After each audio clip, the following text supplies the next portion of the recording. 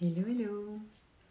Marion Blin, coach et mentor de créatrices et de créateurs de leur vie.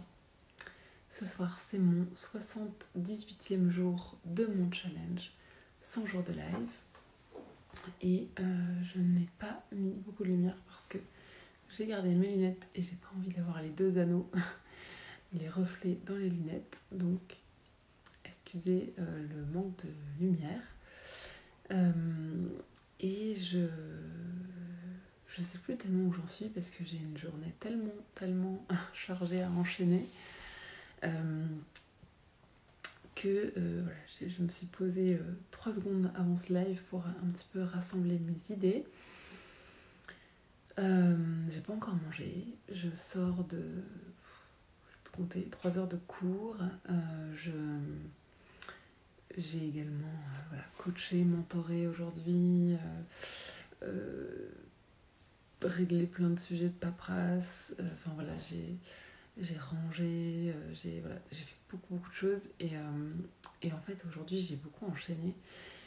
Et là, je sens que des journées comme ça, pour moi, c'est assez difficile à gérer après le soir. Parce qu'en fait, moi, j'ai vraiment pas une énergie constante, en fait, dans le temps.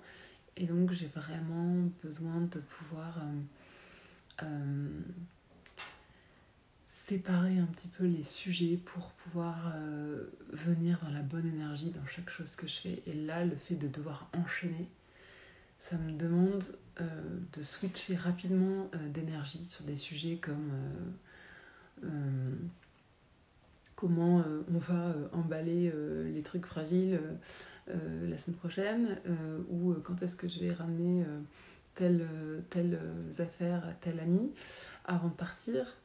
Et puis après, je dois switcher à ok, j'ai un mentorat et donc je dois me remettre dans l'énergie de la personne. Et puis après, je switch à passer un moment avec mon bébé. Et en fait, là, ça s'enchaîne de plus en plus rapidement. Là, et là, on va dans les 2 prochaines semaines, ça va être le pic.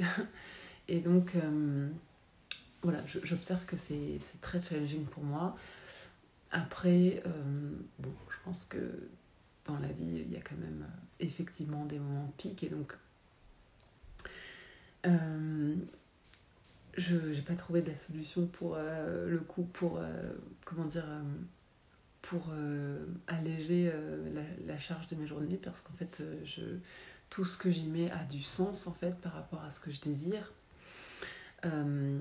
Et donc voilà, ce que j'essaye de faire, c'est qu'à chaque fois que j'ai le stress qui monte, j'essaie de me recentrer, de ne pas le faire forcément jaillir sur mon entourage, et de me recentrer sur toujours cette idée de... Il y a toujours 2 façons de faire. Il y a le passage en force, il y a la posture de résistance par rapport à ce qui nous arrive, quand des fois ça se passe pas tout à fait de la façon dont on l'espérait. Ou il y a le fait de se dire que l'énergie dans laquelle je vais faire la chose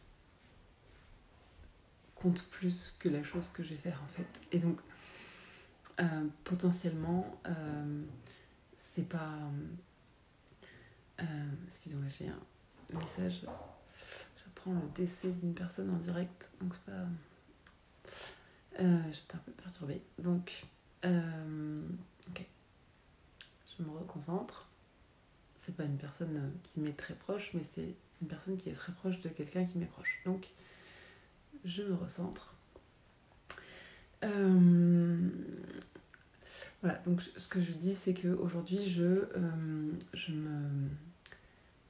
m'observe et je vois mes pics de stress. Et en fait, j'essaye toujours de me redire, t'as choisi en fait ce que tu fais.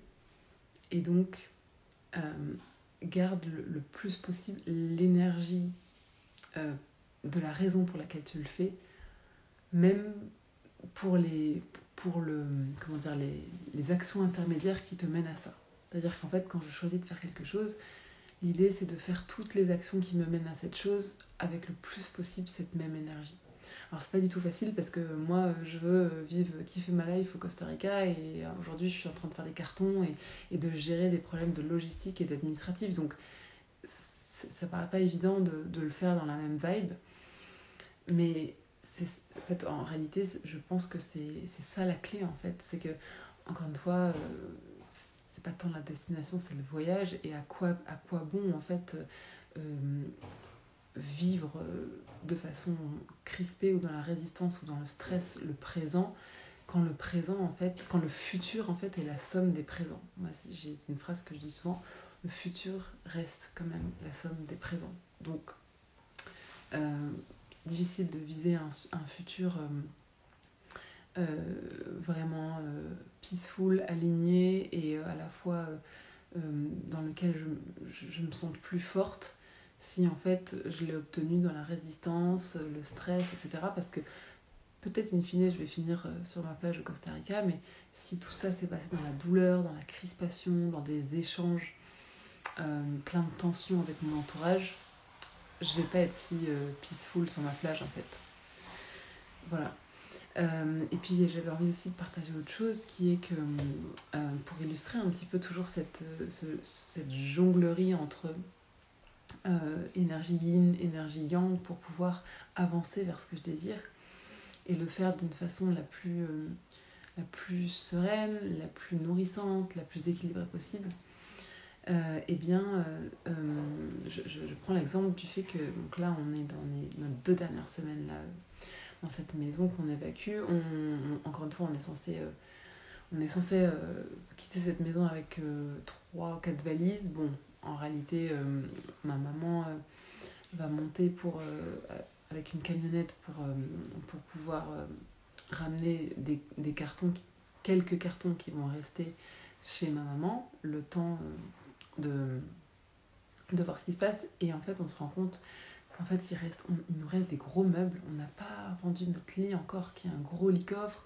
Il nous reste notre canapé, que plusieurs personnes nous ont dit qu'ils allaient les prendre et ont annulé au dernier moment. Donc en fait, on a, entre-temps, on a dit non à d'autres personnes qui finalement, quand on les a recontactées, en fait, elles avaient trouvé un autre canapé. Donc on a plein de déconvenus comme ça et on a encore le lit de notre bébé, on a encore on a encore des gros meubles en fait et on sait qu'on n'aura pas de solution en fait. Et il faut qu'ils soient partis dans 2 semaines et en même temps c'est des achats qu'on a fait neufs l'année dernière qui sont en état neuf, enfin, ils sont absolument impeccables et en fait dans notre budget on peut pas se permettre de les donner en fait. On a vraiment on a encore nos vélos électriques, enfin on a encore des pièces qui sont vraiment qui sont chères en fait, qu'on a acheté plusieurs milliers d'euros et donc l'idée on peut pas les mettre à la déchetterie et on peut pas non plus les donner comme ça parce que ça fait partie en fait de notre budget en fait pour le Costa Rica. Et donc c'est un gros stress en fait, on voit le temps qui passe, on voit ces meubles qui sont encore là, on voit les prix qu'on est obligé de baisser sur les annonces, etc. Et donc c'est du stress tout ça. Et en fait, aujourd'hui, voilà, j'arrête pas de dire à mon chéri, mais bon lui il est naturellement comme ça, donc avec lui ça c'est facile, c'est de dire en fait, on garde confiance, on fait confiance qu'en fait ça va le faire. On fait confiance que ce qu'on désire in fine, à savoir quitter cette maison sereinement, avec un bon souvenir, que les choses soient rentrées dans l'ordre, etc. et qu'on puisse passer dans cette petite phase de transition dans le sud avec nos familles. On reste connecté à ça, c'est ça notre vision, ça va le faire, ça va être ok. Cette période, cette transition extraordinaire dans cette région, elle va se clore de façon extraordinaire. On reste connecté à ce désir-là. On fait confiance que ça va le faire. D'une façon ou d'une autre, ça va le faire. Et par contre, donc ça c'est le yin où quelque part on lâche un petit peu prise et on fait confiance que on reste connecté, on reste aligné à ce qu'on désire vivre et on fait confiance. Et en même temps, au quotidien, en fait, on se réunit, on se synchronise tous les matins pour réviser en fait où on est dans les annonces, qu'est-ce qui est parti, qu'est-ce qui est pas parti, on relance les personnes, on réajuste les propositions, les prix, etc. Et on recontacte des gens, on avance comme ça en fait. Donc à la fois on reste dans une énergie de confiance et on ne se met pas à stresser dans tous les sens et à faire n'importe quoi et à se plaindre à se victimiser et à dramatiser la chose. À la fois on reste dans une énergie qui est quand même assez alignée, confiante et on se dit que quoi qu'il arrive en fait on saura rebondir. Et à la fois, donc ça c'est en yin, et à la fois au quotidien on prend des actions en yang pour se donner les moyens de ce qu'on veut vivre. Et donc ce sera pas forcément optimal, genre ce sera pas tout réglé à l'avance, avec tout le temps qu'on veut, et puis au prix qu'on veut, et ce sera pas forcément cet optimal-là, mais voilà, on sait qu'on peut créer un optimal qui est de faire les choses sereinement, et de rester en fait aligné dans nos valeurs, donc de voir, voilà, à chaque fois on réarbitre, ok, ben ça on pensait le vendre mieux que ça, ben on va pas pouvoir, ah ben ça on pensait le vendre avant, ben ça va pas être possible, ah ben ça va peut-être falloir faire de la route et l'emmener chez telle personne, ben il faut reprévoir une demi-journée, ah ben ça, et en fait on réajuste tous les jours en fait, mais sans perdre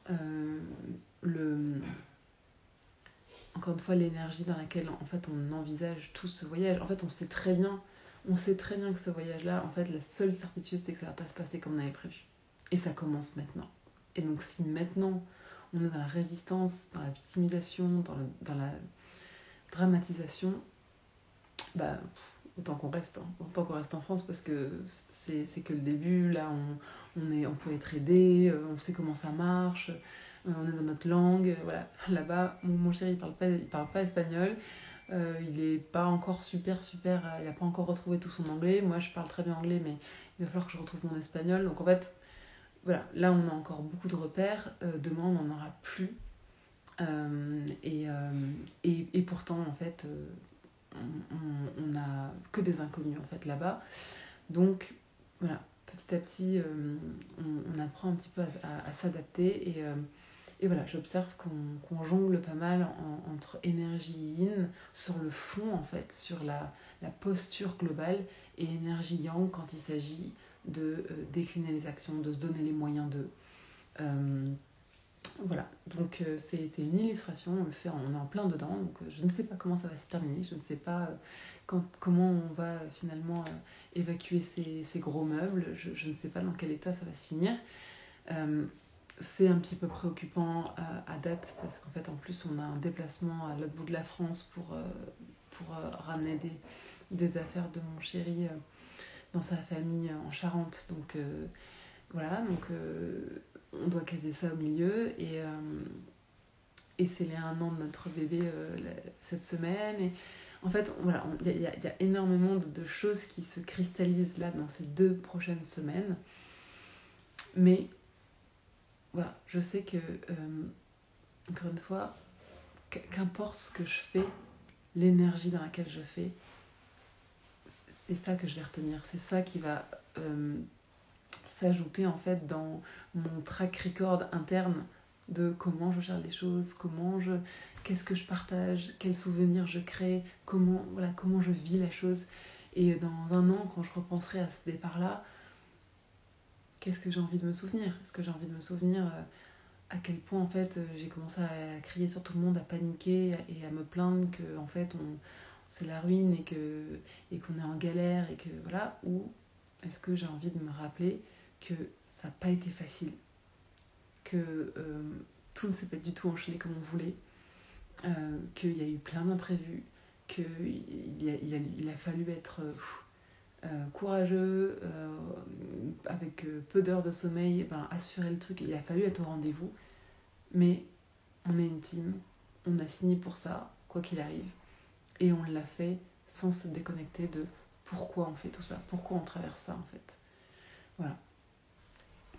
Eh bien, je sais pas comment ça peut. J'espère que ça peut résonner en fait pour vous, parce que pourquoi j'illustre ça? Je me doute bien que vous n'êtes pas forcément en train de vider votre maison et de vendre vos lits et votre canapé sous 2 semaines, mais j'illustre ça pour vraiment illustrer comment même dans un moment où en fait c'est pas confortable, où c'est challenging, où en fait on a envie de passer à l'étape d'après, etc.